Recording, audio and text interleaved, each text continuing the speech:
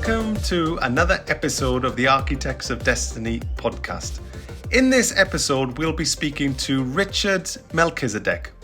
The quantum field is not all rainbows and unicorns. All polarities and potentials exist in the multiverse. This is why it is paramount for every lightworker to be aware of how to protect their love and light against the powers of darkness. For this reason, we invited Richard. Richard is one of the most advanced spiritual practitioners we have had the pleasure of meeting. He's a New Earth leader who leads a mission to anchor the Organic Ascension Timeline and prepare for the great transition of humanity. Richard works consciously to restore our rightful place as cosmic citizens among the Interdimensional Free World Councils. Richard provides us with valuable insight into his advanced body of work. We talk about removing seals, implants, as well as spiritual protection and defending against spiritual attacks. It is our absolute pleasure to welcome Richard Melchizedek. Welcome to this edition of the Architects of Destiny podcast. Today we've got a special guest, Richard Melchizedek, and today we are going to talk about some fascinating subjects, including the dark side. That's correct. Richard is specializing in many different things, but amongst others is the implant removal, and he's very, very aware of just the intricacies of some negative technologies, and we want to have this conversation to make you, Starseeds, Lightworkers, aware and prepared for, well, maybe the things that we don't like to talk about in the spiritual community. Because guess what? The quantum field is not just all rainbows and unicorns, love and light. We've got Wish it was. we've got also the other side, and this is going to be the focus of our conversation. So welcome to the show, Richard. Welcome. Thank you for having me. I'm honored to be here and looking forward to see what we're going to get into today. So it's super interesting because when we kind of discovered you really, and we were like, first of all, the work that you do really resonates because it kind of mirrors what we do as well. And we're like, oh my God, thankfully we're not the only people out there trying to fix up some of the wonky stuff that's going in within the quantum field. But I wonder if you could just start off by sort of how you kind of got into spirituality and consciousness, and how the journey so far from where you kind of first awakened to where you are now. If you could share that with our audience, that'd be Sure. magic.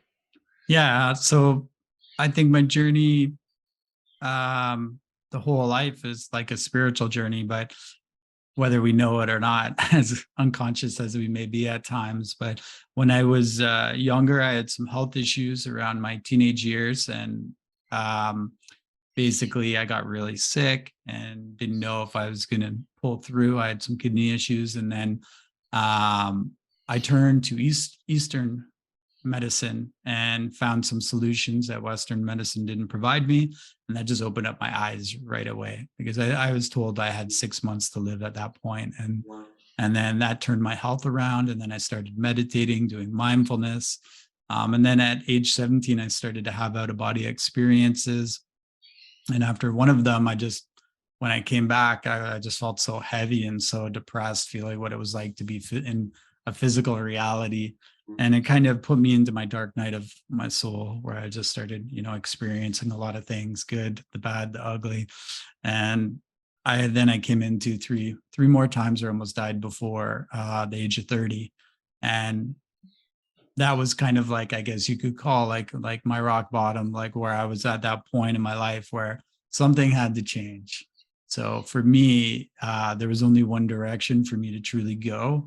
And I came back into embracing, some of the things I used to do when I was younger, getting back into like meditation, discovering how I could heal myself, because it's a similar situation where I was just supposed to, have to deal with all these ailments for the rest of my life. And that's not something I wanted to accept. So I started my healing journey, and I went into one thing, into the other.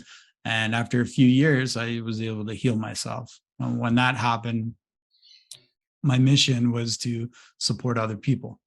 And I figured if I can do that, anybody can do that. I actually felt like the poster boy for, everybody can do this, because I think if I was able to go through this, then I think we all can too.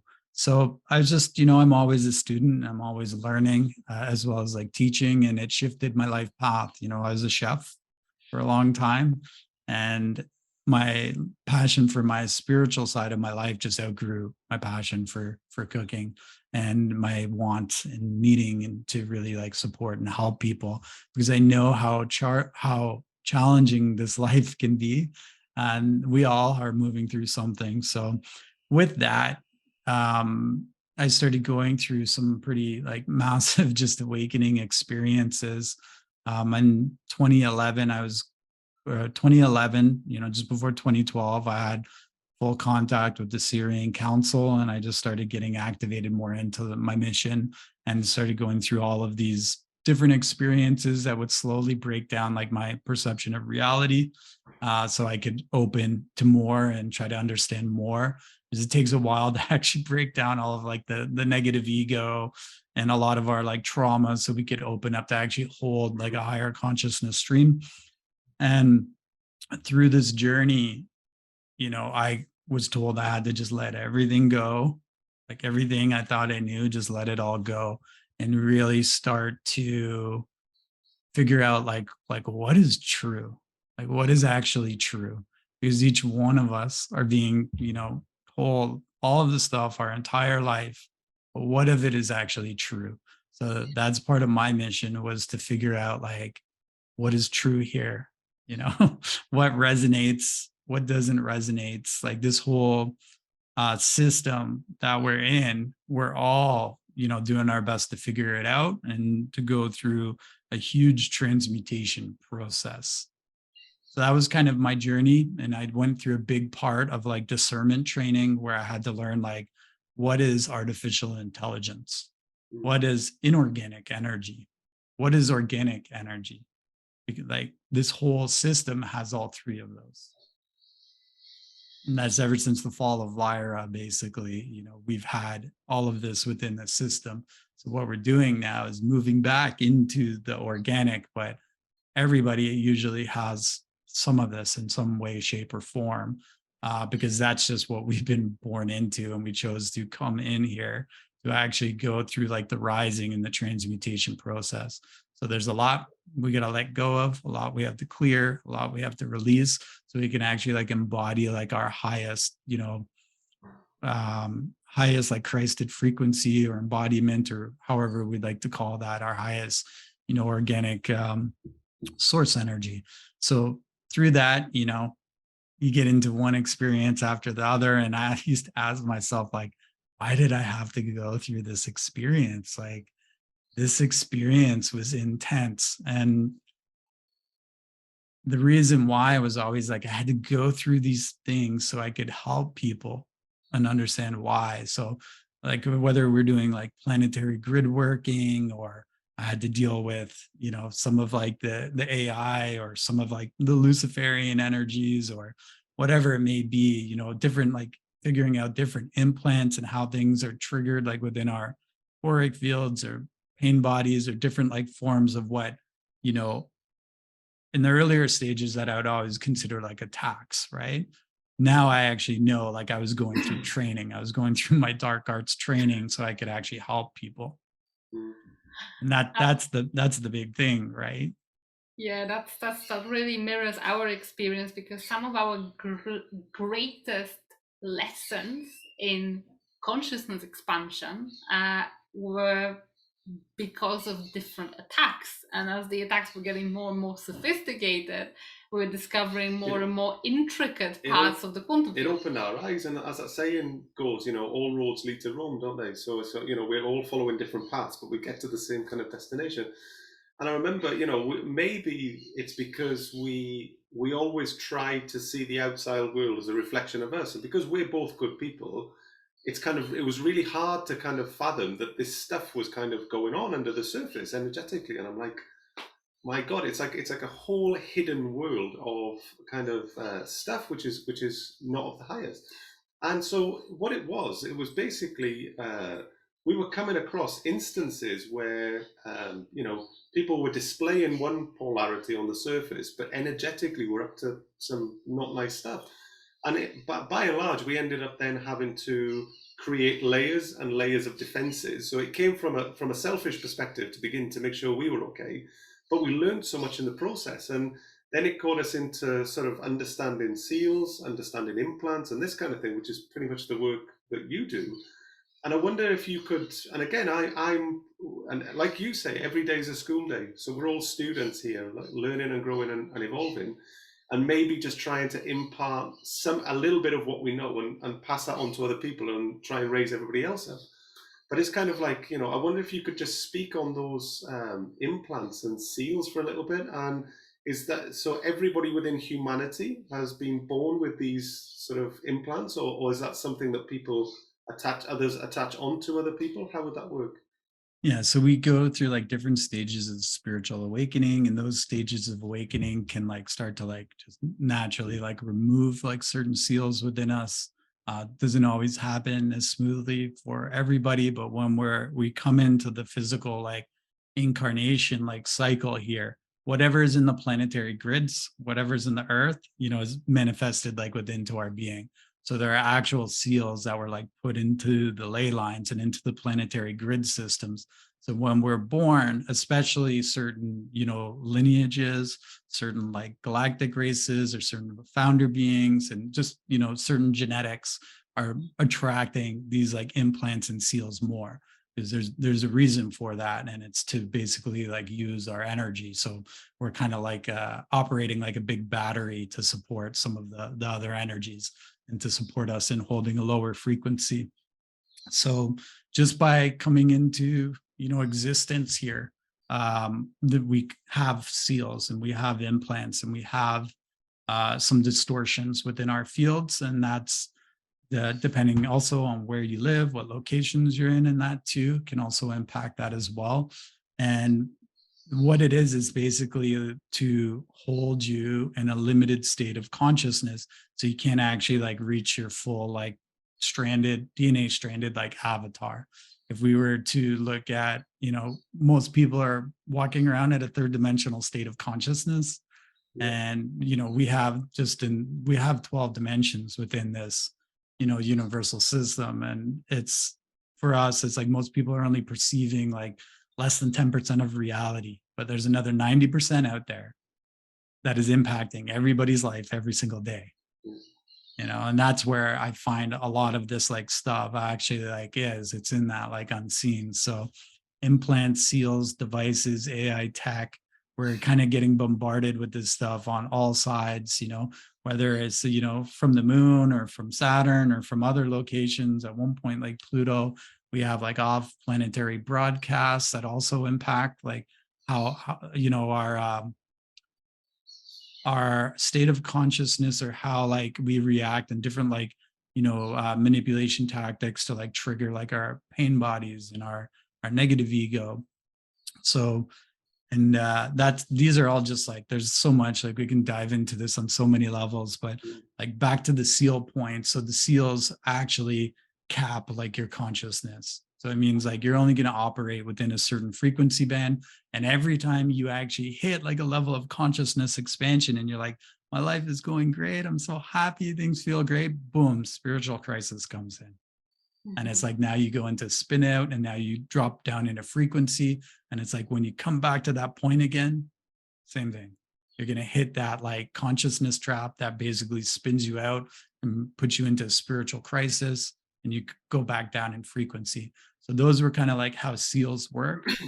There's many different ones, probably one of the most common one is a seal on the heart, like a zeta seal that's put there to actually stop, our family from opening their hearts, right? That's the one thing that like, to get us out of the third dimensional like consciousness, we have to open our heart. And to get us out of those like lower states of really being in the mental fields or negative ego, we have to open our heart. So by sealing the heart and putting a zeta seal on it, that actually prevents, a lot of humanity from opening their heart and starting to, move into their ascension process. Amazing how you explain it, and I think it's super important to understand that just the fact that we have these seals is not because we've done something. It's just because we go through the grid of the earth whilst we incarnating, we just kind of collect them.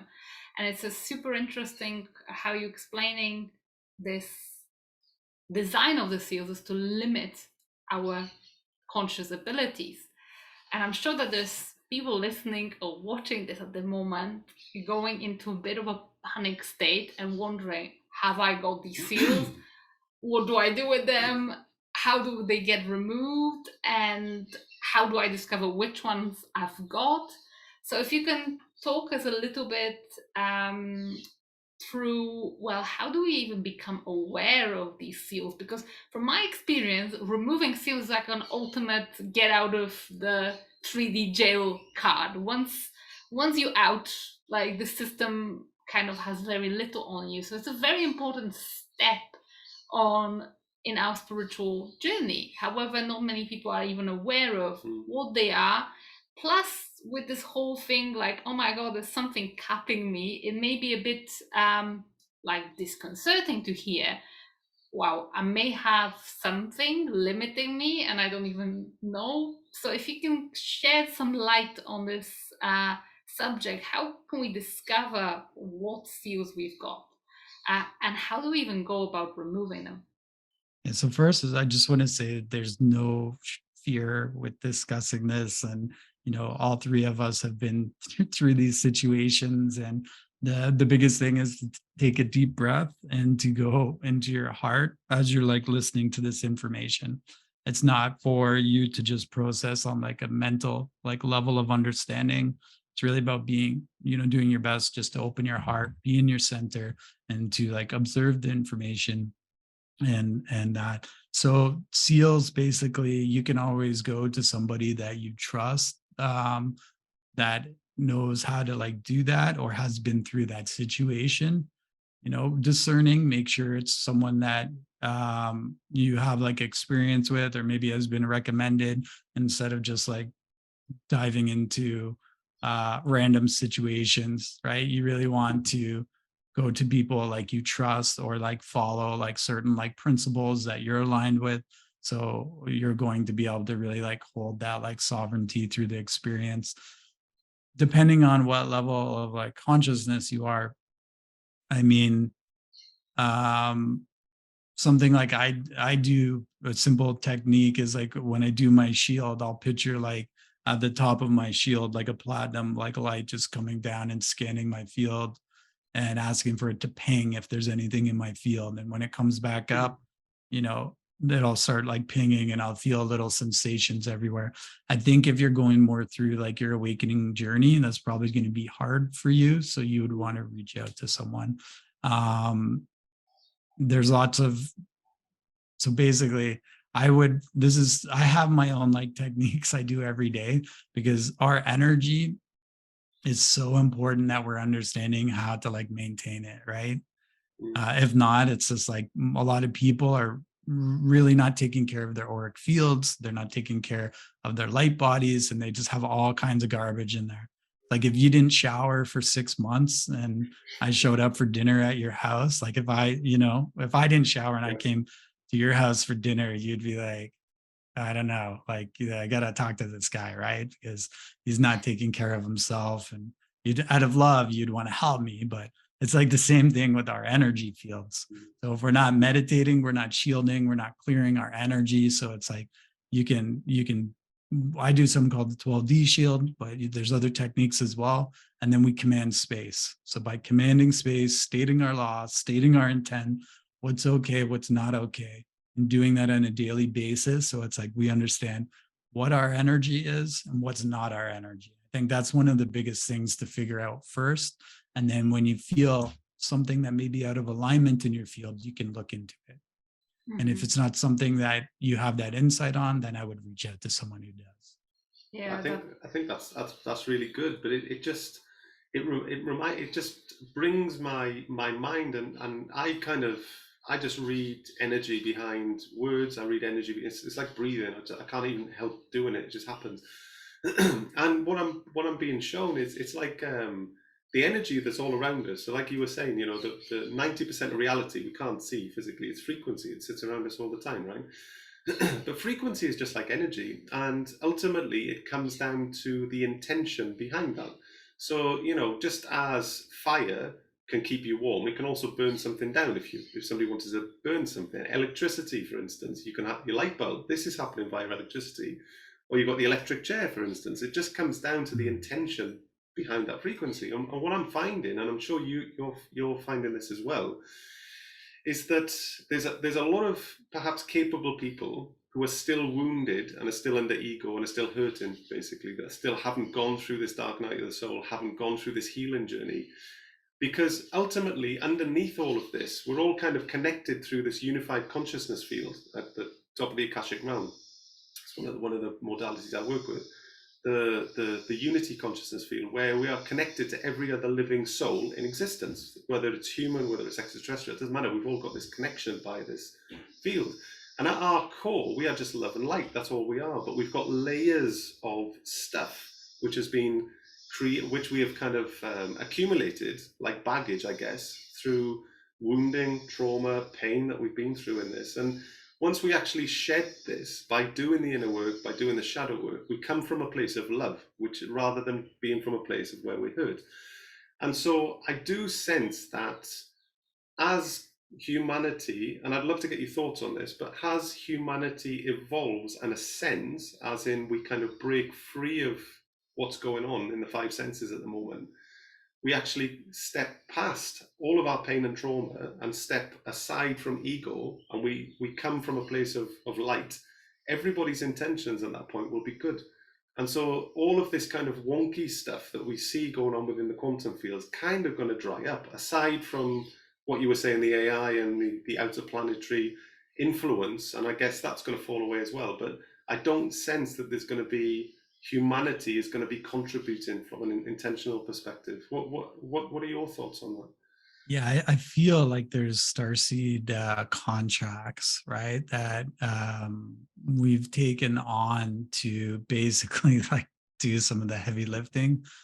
So if we just look at like the karma that is here, and you think about the millions of people that have died from war, that's not just karma that affects one person, right? That's karma that gets imprinted upon all of humanity, the earth, the entire like system.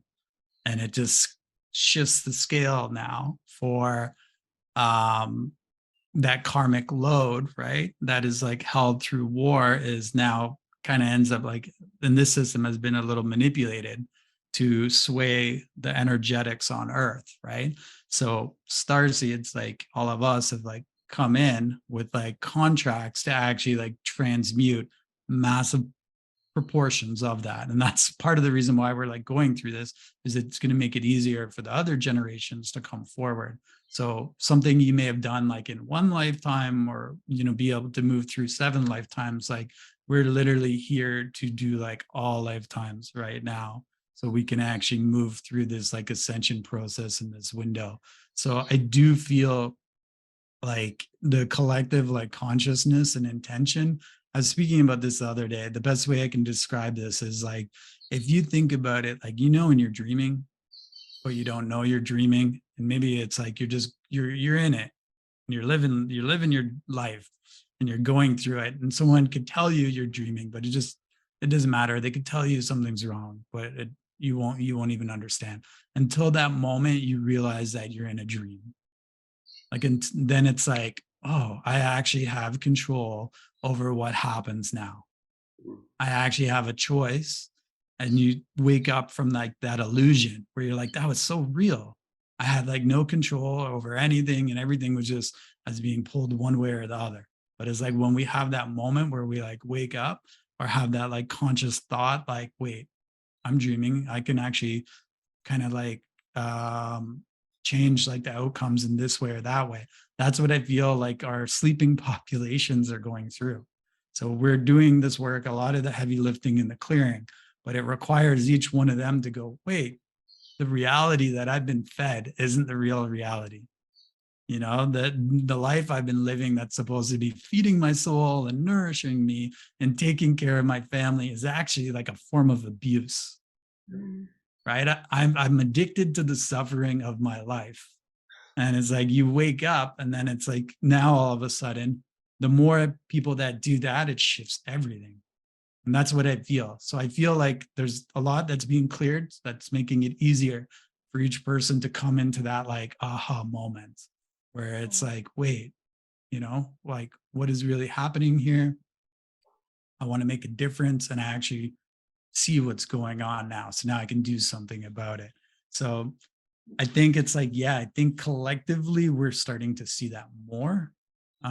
It's probably, although it's going really fast, at times it also feels really slow, especially the division within like the more awakened like or conscious like populations compared to the ones that aren't. I've got this kind of like a roller coaster. It's I've once seen this kind of silly meme about the entrepreneurial journey. Like one day you feel like, oh, I'm a millionaire, and the other day, oh my god, I'm going broke and I'm the worst person in the world. Well, our ascension journey is a little bit like that. So at times I'm celebrating wins when it's like, oh my goodness me, another client is stepping to their purpose, or we've just cleared this ancestral trauma that's been in the family for 3 generations, and then another day I'm coming across someone who perhaps have been under influence of some wonky practitioner, and I'm discovering all this kind of quantum architecture and people be capped on the income or on the abilities, and I'm like, oh my goodness me, and people being territorial and competitive. Like, we meant to be in this 5th dimensional or higher consciousness. We're not even like. The thing is, I think what it comes down to, we've got to kind of lead by example, and we have to actually embody this, you know, like we have to kind of live and breathe this. So it's like, you know, I see a lot of stuff where people are kind of sort of almost there, but still coming from a place of scarcity. So it's kind of, we decided to be different, and you know, in the method that we kind of, the way we kind of coach people and stuff, it's I love juicy, delicious language, right? I love it, right? It's the creative part of my brain. It's just juice for it. I love it. But it can feel quite complicated to the layperson or to somebody who's trying to get into it. So I always kind of try and break it down in a way that people can kind of understand, back to basics. So the quantum field I call the playground for consciousness, for instance. And I do that intentionally because it's like when we think of the quantum field, sounds a bit scientific. It's like, oh my God, it's frequency. How do I elevate my consciousness? Yeah, you're just moving your point of attention outside of your body. Okay, what's the quantum field? Okay, well, take the pressure off, relax. Okay, let's go and have fun in the playground for consciousness, because in playgrounds we have fun, right? And when we have fun, we relax, so we get more done. So it's a case of from the messaging that we put across is just to try and keep it simple, and again, just to agree with you is that, you know, I'm a firm believer that this is available to everybody. So we're born with the equipment that will connect us to this Wi-Fi field, just like we're connected to Wi-Fi through our devices here. Our pineal gland is just our receiver that can connect us to this field of information, and we're born with the equipment. The system just never teaches us how to use it. And why would it? Because it doesn't want to set you free, right? You need to kind of learn how to do and operate this equipment yourself. So I think I would like to bring this conversation a little bit back to what you said before about feeling your own field and feeling what is organic and what is non-organic. Like, for me, this is something that has happened quite naturally in the course of my development. I kind of, at the beginning, the non-relaxed, tense, horrible state was my normal state for, I don't know, most of my life. When I was stressed, I felt tension in my chest, I felt tension in my stomach, I felt tension in my throat area. It was just like, I was just one big ball of tension. When I've gone through a lot of purging of ancestral patterns, my own stuff, it's like almost like it came back to this equilibrium. So right now, I can see when things are off. So for example, when there is some inorganic energy coming into my field, you feel it, don't you? I feel it. It's like my field signals. Yeah. So I'm just wondering, what are, like, and this is not something I've ever like practiced. It just happened in the course of clearing, because I got more and more used to what it feels like to have this clean field. Like you say, like not having a shower for 6 months, or some of us not having a shower for the whole year or a or whole your life. life, right? Yeah. Think how And weaponized your field is. If yeah. that happens. Yeah, but my point is, yes, it can happen to us naturally that the more we clear, the more we practice, the more we develop sensitivity to, well, maybe something is off.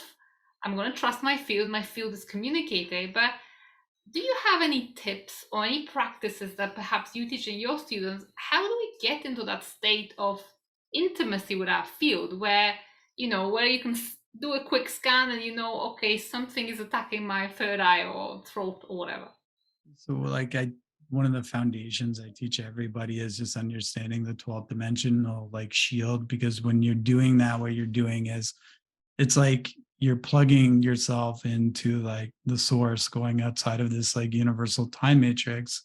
So it's like, 13th dimensional and beyond. So it's like now we're actually starting to like recharge. You're building up your spiritual muscles, your energy. You have to do that to be able to see and feel like what's in your field. You have to develop your spiritual muscles. Everybody has them, but they need to be exercised. So just by doing your 12th dimensional shield, you're starting to activate your light bodies. You're bringing in the ascension energies that are supporting you. It's like plugging your phone in when it's low, right? It's like you're starting to recharge. And now it's like you're going to start to be able to feel things too. And eventually you can just put things up against your shield. So if anything comes, any energies start coming in, I feel like off, I just hold it up to my shield and ask, is this in my highest sovereign alignment or in alignment to my highest God self, right? And if not, I just clear it. And it's like, or I send it into like what we call shadow vortex. But so that's one of the first things I would always teach everybody. The other thing is like, it's important to do these like clearings. So there's a lot of different, we have a commanding space on our YouTube as well, but just something like that, because it's like you're shielding, then you're clearing. Now, whatever's in your field is something you need to deal with, right? It's not somebody else's energy. It could be, so what is it? Is it like, are you processing trauma? Is it, are you triggered having a negative ego reaction? Is it an implant? Is it a device? And you're able to look through it when you're in more of a centered like space, not in a space of like fear. So that's kind of the basics that I would like suggest, and doing that like daily, like shielding once in the morning, once in the evening before bed. When you wake up in the morning, first thing I would do is say, any like oaths, agreements, contracts, or vows I have made in dream time that are outside of alignment to my highest God self, I fully clear, deem null and void, dismantle, dissolve, collapse, clear.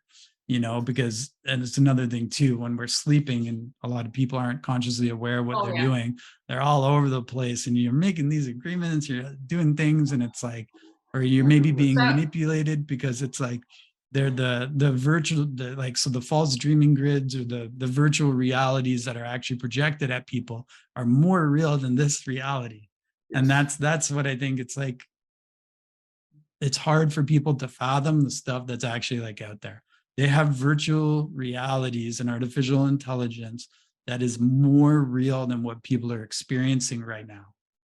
And when you think about like that, and it's like, how do you know then what's what, right? Yeah, I think because sometimes your body tells you. You made a great thing about the nighttime. It's something that we quite big up about as well. It's shielded within the astral plane, and it's kind of like, I know this is going out to the public, so I'm going to be kind of a bit kind of reserved on describing the detail on it, because I don't want somebody to kind of circumvent what we do. But basically, it's kind of making sure that we're completely protected when we're in our most vulnerable state, because when we're conscious and awakened, we can we've got our wits about us to a degree, but when we're in that dream state, we're in the astral plane, we're vulnerable, we're kind of passenger, and the amount of times I've seen sort of people attacked within the astral plane, I've seen sort of entities attach on from the astral plane, I've had to clear all of that and clear things up.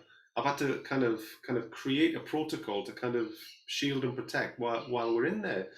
And it's just interesting, like you say, when you consider these different modalities. I mean, we must be in energetic Fort Knox now within the quantum field, because we've had to develop so much, haven't we?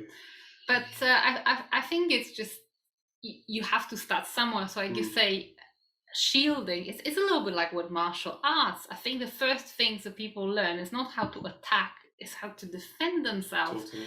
And I think my message in this transmission is as well, do not underestimate the power of the dark side, and do not just fall into this template, oh, if I'm all love and light, if I'm vibing high, then I'm invincible, because that is a very strong narrative in the spiritual community. Is like, the dark doesn't really exist. That's not my reality. I'm not affirming that. Therefore, if I'm in my highest timeline, none of that stuff can touch me, and it's just like that. And unfortunately, people are then vulnerable. So I think it's not a case of giving it too much power, but it's a case of just appreciating that side of things exist, and actually taking sort of steps to kind of defend yourself, I guess.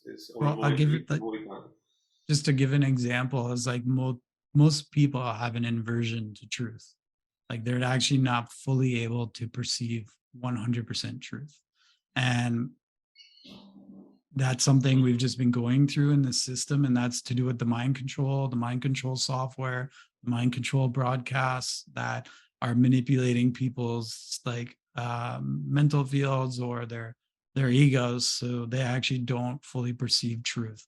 That's why they're able to, follow like these leaders, tyrannical people, right? And they follow them thinking like they're going to take care of them.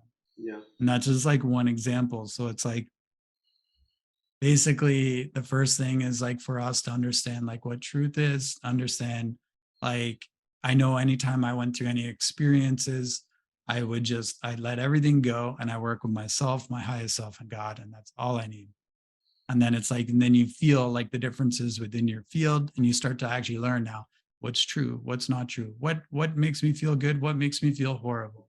And it's like, it's so important that we're not spiritually bypassing what's happening like on the earth right now.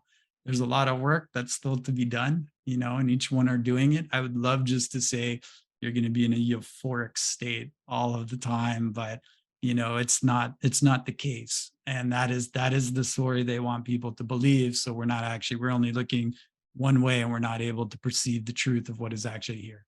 There is light and there is dark. And right now we are moving through this very deeply to bring all back into like alignment. And it's when you see the manipulation that's occurred to like humanity, rewriting our histories, erasing basically like our DNA, keeping us in a lower state of consciousness. It's time like for everybody to like wake up so we can actually collectively bring forward like unity consciousness and be like a very emotional, like intelligent, like people who are able to perceive these things. So I think it's like, good to be aware. And we say this because there's nothing to fear with knowing there's light and dark. Where the fear actually comes in is if you're only perceiving one side, right? Again, this is how we actually like bring and model the solutions and transmute the energies. When you can look and truly see what is happening in the world and truly see what's like in front of you. Some of the things we could talk about, it's like our own like genetic signatures of our families of origin have actually been superimposed upon certain like leaders in that, so people follow them. Right. And it's not actually their own genetics, but they recognize that signature. So Obama is a great example of that, where they actually superimpose like Akhenaten's like signature on Obama, so people would follow Obama, right? And that's the kind of like ways like we've been misled at times. So it's like, if I just look at it on a ground level, like it's like, wow, this person's great, let's doing this. And it's like, but when we look at what actually like happened, I can look and say like, well, this person who's supposed to hold that like signature and frequency hasn't acted or behaved in that way. The actions and the behaviors are different. So to me, my truth meter is showing me that is not right, and it's like, so everybody has to start discerning like what is true. Like if you are like, is that like God like in action? Is that, like, is that the living, breathing like source like really behaving in a way it should be? Or is that something else going on that we need to see so we can be aware of it? This episode is brought to you by the Quantum Club. The Quantum Club is a membership program designed to help you develop your spiritual abilities, such as connecting to your galactic soul family as guides, speaking light languages, channeling, transmitting and receiving light technology. Every week we hold live sessions and work with you energetically on a deep level to unlock your divine intuitive gifts, to connect deeper than ever before with your higher self and galactic light beings. To find out more, head to bit.ly/galactic club. That's bit.ly/galactic club. See you there.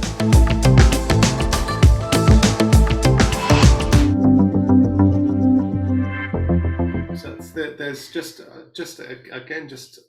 I love that truth meter that you just said there, which is basically the sixth sense discernment. You feel energetically into something, right? And it's just as you're talking there, I just wanted to comment on your frequency. There's just a purity to your frequency. I can feel it across my chest and in my heart center. It's really lovely. And, and then my mind is going, and I'm thinking just to ask you around what's your vision then for the new Earth? So when we move forward and the whole control grids fall, kind of one of the things that I've kind of been thinking about recently was just how we move forward as a species, because we can't recreate more of the same. So when this whole thing crumbles and comes to the ground, we have to start again. New education systems, new ways of governance, new financial system, debt-based, completely gone, fractional reserve banking gone, enslavement gone. So there's kind of new food supplies, everything. So, but that kind of needs to be organized, because if we kind of just a band of sort of individuals running around and, we'll do a bit of this and a bit of that, it's kind of, I don't see the practicality within that. But yet, I just wondered if you'd had any thoughts around that, because again, we need a certain amount of direction, but not what we've had. It's like we're sort of, in a way, pioneers. There's no playbook to follow here. We've got no reference point. This is like a brand new thing we're going into, which is exciting, and I love it. But I do wonder around that sometimes. I wonder if you had any thoughts around that? Yeah, I think what it is like, time is so fluid right now, how fastly will it all happen. I know between now and 2024 we're looking at some big things that we're working to accomplish. Basically, our teams are here, and we have like the transition and the ground crew for everything. It's going to happen in stages. And right now what we're actually doing is our reserves are here, and we're working to take back our reserves so we can fully initiate all the sequences and bring the groups and the technologies and all the people together. As we have the technologies that are here, we have the bio futurism like projects that are starting up, and it's a matter of just bringing everything together. So these parts I'm already seeing like come into place, and I know that's something that we're supporting as well. So I've seen it in like many different ways, but I think how I've seen it is basically, I'm trying to think of the best way to describe this, because it's it's a complicated answer here. So I know right now, like the first three nations that will awaken is the US and hopefully Canada and the UK, I feel, because there's just certain sovereignty principles that need to be initiated in those. There's also many other countries that are doing their things, but there's something about changing the energy in those countries that change the rest of it across the world. So that's been a big focus on working on the planetary like grid systems here as well. As you're seeing the changes already occurring in the UK unfold with the changing of the guard there. What I see eventually is us having an Earth Council. So I've seen it like this. Basically, there are 144 individuals, 72 hierogamic unions that are the Council of 144. That Council of 144 is also connected and genetically to the 144,000, which all come from the Council of 144. The 144 are going to be like holding more of the cosmic, the galactic relationships within the entire like universal like system, because there's seen like at this time for the planet as well. Then there's going to be like the Earth councils around the 144 that, one will be in charge of water, one will be in charge of agriculture, one will be in charge of, like you said, education, another one will be in charge of like free energy, and it's going to be different technologies. And I also seen where they're going to be bringing children like actually in to like be involved like in this for the future generations that's coming, is we've really kept children like out of these like things and understanding in the development of our countries and nations and the bigger picture like thinking. So I've seen it where it's like done in a way, and I feel like we'll have like representations of this like within each country as well to be able to support, but they'll all come together and work like as a whole. Now, the exact timeline on that, I'm not sure, right? And I mean, there's going to be people who are just amazing, thinkers and scientists and able to do whatever their speciality is, but in a way that's not mind controlled, manipulated, and able to like support the earth. So it's like you're going to have like all different people, all different, coming together. So I do see that, and it is starting to happen. Right now it's been like our focus has been working on the universal architecture so we could actually support everything in the Stargate systems here, right? So we can get these back online. That's been the number one like priority. When all the Stargates and the, the planetary grids are in order, then we can usher in actually like higher dimensional help that's here for us at this time too. So it's like we're doing that. Now we're actually getting into reclaiming like all of the reserves and everything that's here. That's what's actually going to fund like the transition like stage. Because as we go through the shifting from one system to the other, there are requirements that are going to support that. So it's like we're going through that like transition right now. But yeah, it's really positive. And despite we talked about, there's a lot of dark arts training and things that are happening right now. There are a lot of things that I feel are going to happen really, really fast. I think this next 10 to 12 years is going to change the entire reality as we know it here. Potentially, going a little longer, and I know over the next, between now and 2024, there is a lot of changes coming. It's interesting you should say 2024, because for about 18 months now, I've prophesied and I've had this given to me over and over and over again by my higher self, by extraterrestrial races that I've connected to and worked with and studied with. June, July 2024 is when it crumbles and falls. And basically from that point, we can kind of begin to rebuild. And it's also interesting because that's the information we channel in just from the quantum field. We're not astrologers, but then at the same time, the astrologers are predicting around 2024, 2025 in the Chinese system of metaphysics. Is moving into period 9, which is a more spiritual period. Mm-hmm. How long does each period last for? 20 years. 20 years each period. So basically, we're talking. It's moving into a more spiritual period, and it signifies the start of a more conscious period for humanity, and that's coming in around 2024. So it's kind of interesting how we're all kind of getting these similar dates from different places. So it's definitely building up to something I think looking for. I'm quite excited. I mean, what I see this at the moment, it's tumultuous, what's going on Earth, but ultimately, when you can access higher states of consciousness, you get higher perspective on things, and so you don't live in fear. You're not controlled by the propaganda. You're not controlled by the media. You can see beyond the theater of kind of what's going on. And yes, there's suffering, and my heart goes out to anybody who's suffering and is worried at the moment. But when you can see beyond that, there's no fear. There's no place for fear, because all there is just love and excitement. It's like I'm dancing on pins, because I know what's coming. I can see it, and I'm just like, come on, reality, just catch up with what's coming. So I think my last question to you, Richard, will be, well, for people who like Aeron are a bit excited, yes, or maybe who are on the other side of the spectrum where they're very worried and they're still really caught up with this, like, oh my goodness me, what's going on? There's inflation, prices are rising, energy crisis, whatever, hunger as well, because like there's a very real food crisis in Africa, stuff like that. Yeah. what can we, as conscious people, as starseeds, light workers, what can we do to support this transition? Because we know it's going to happen, but between now and 24 and beyond, what can we do to contribute?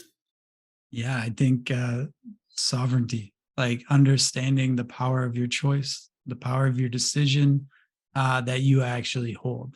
Each person holds an incredible, immense amount of choice. And that choice that you make every single moment of the day that you're consenting to is how quickly this happens or doesn't happen. For instance, I know it's like people have no problem going and buying this, even though they know it's supporting something that is actually harming the earth. If it's like you invest with someone in someone that you believe in, that money is going to support a good cause. And it's like as simple as knowing that. And it's like same thing if when people invest in like you or invest in us, it's like that's going to do the planetary grid working projects that are actually like bringing the changes. So it's like each person has a choice in understanding what that choice is. A lot of the thing is people have thought their choice has been taken away and it hasn't. So everyone needs to reclaim their sovereignty, stand in their pillar, and understand every single thing they can do can make a difference, starting with their choices. So that's back to what Aeron was saying earlier about like the collective consciousness and how quickly we could move this. If you take 100 people standing in their sovereign pillar, we can change a country overnight, pretty much. And it's like, so it's more about like everybody taking back their like sovereignty, understanding fear is an illusion and it's being used to manipulate you, to control you, and to hold you at a lower frequency so we can drag this out longer. What you're seeing on the surface isn't the true story of what is actually happening. There's so much energy behind the scenes that is happening every single day. So the reality that's being broadcast to most of the people are to keep you in control and to keep you in a lower state of consciousness so we can drag this out a little bit longer. And that's why it triggers. If you think about all these things, it's tactics that have been put in place to trigger your pain body, trigger your ego, and to put you into survival response. Survival response is basically a trauma response. And it's like, when you're in trauma, are you seeing the whole picture? And you're in survival mode. Now that you can be controlled, right? But you're in your ego. And if you're in your ego, now you're reactive, you're triggering, you're not going to be thinking clearly. And that's what's happening. So this whole thing, there's a big illusion.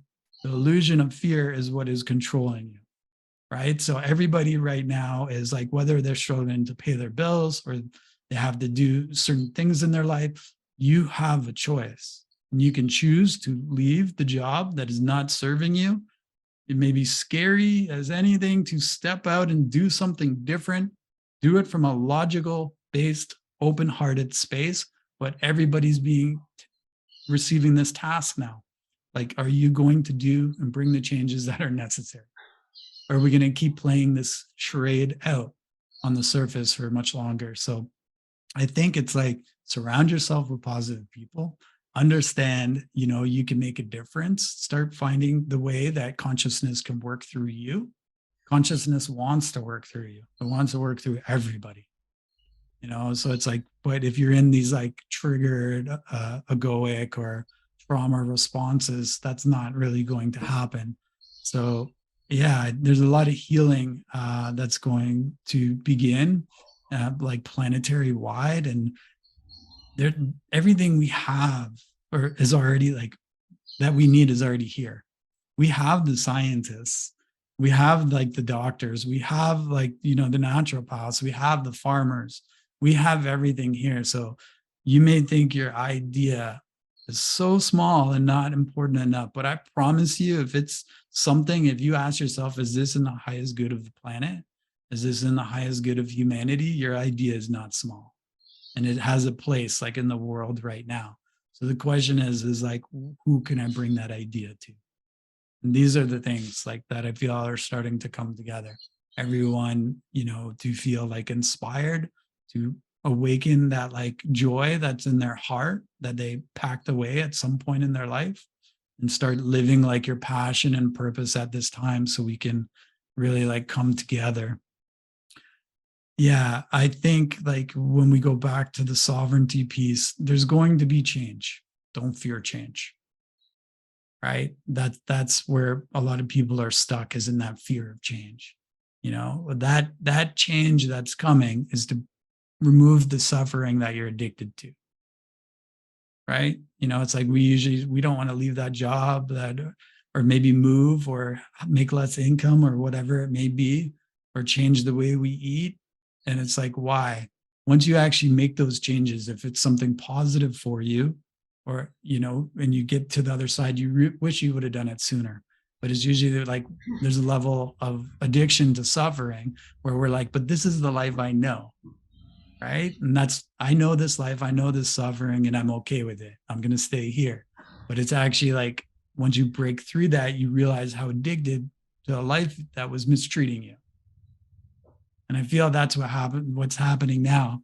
People are starting to wake up from this like long-term abusive relationship with the governments, the education system, with the food companies, agriculture, all of this. And they're starting to, you know, wake up. And it's like, I know this, right? I know this, and this is what I know. So I may stay here, but it's actually like they have to realize what's good for themselves and to step into something. And is that going to be scary? Yeah, for a little bit. But then when you get to the other side, you're going to realize, like, why didn't I do this sooner? Why didn't I step away from that job that was making me miserable? Why didn't I, you know, help more people? Why didn't I, if this life was supposed to be helping my family so much, why are we all stressed out? Yeah. You know, and just asking those simple questions. So, isn't it? And I think it's until you have perspective and you can look back on a situation and compare your reality. That's somebody on a motorbike there. Bless him.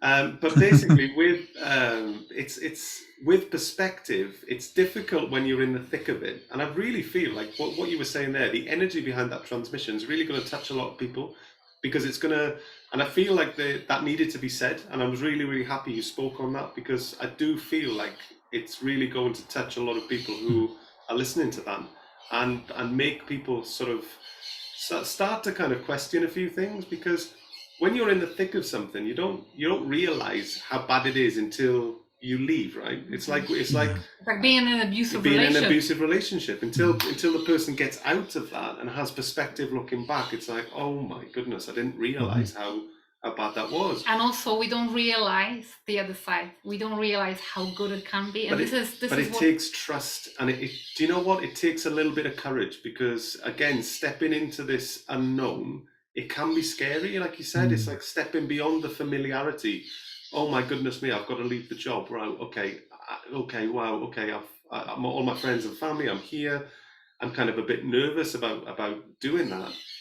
It does take courage, and you've got to be brave to do it, right? You know, it's not easy. Yeah, but what I want to focus on is actually how good it can get. Oh, and like, whenever we look at our life as it is now, we've got so much, not fake gratitude, because I'm not a believer in like, oh, be grateful, think what you can be grateful. No, I've got like genuine appreciation. Absolutely. Because I've got comparison to how it was. And we were stuck in the matrix, honestly. And I stick my hands up, like my third eye's been open for 22 years.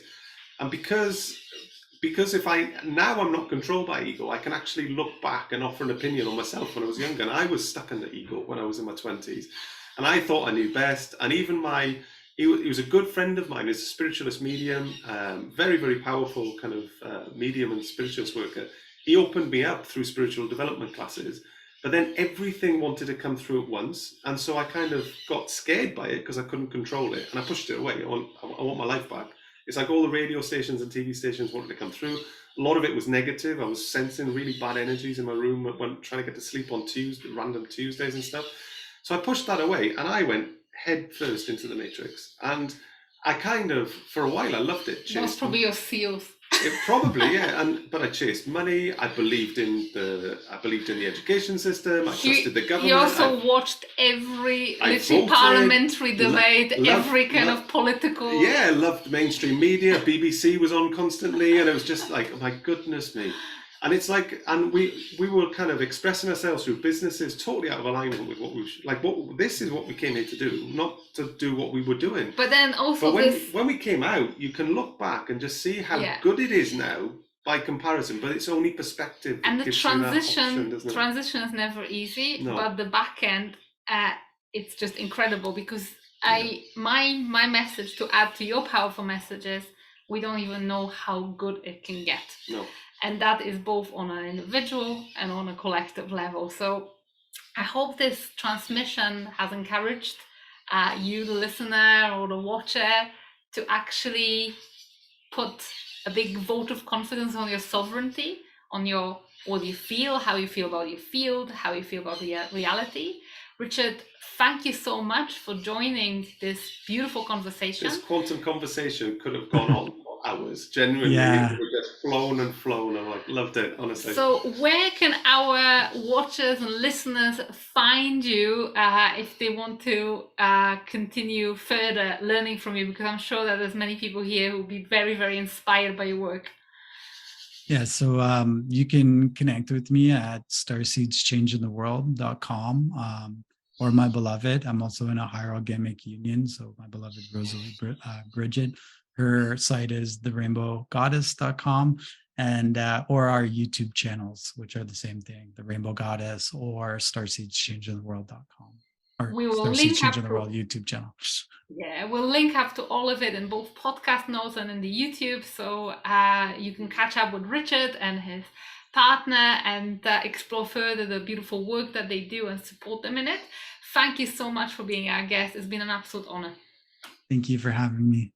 Oh, you're welcome. Absolutely welcome. I've loved it. Thank you so much. And to everybody listening, make sure you go and check out Richard, and make sure you go and check out their work. Jump across to all of those links, and I'm sure you'll feel not only the resonance in Richard's message, but the resonance in Richard's work. So I'd really recommend jump over, guys, and go and check them out. Thank you. Thank you for listening to another episode of the Architects of Destiny podcast. Be sure to subscribe, and we will see you on the next episode.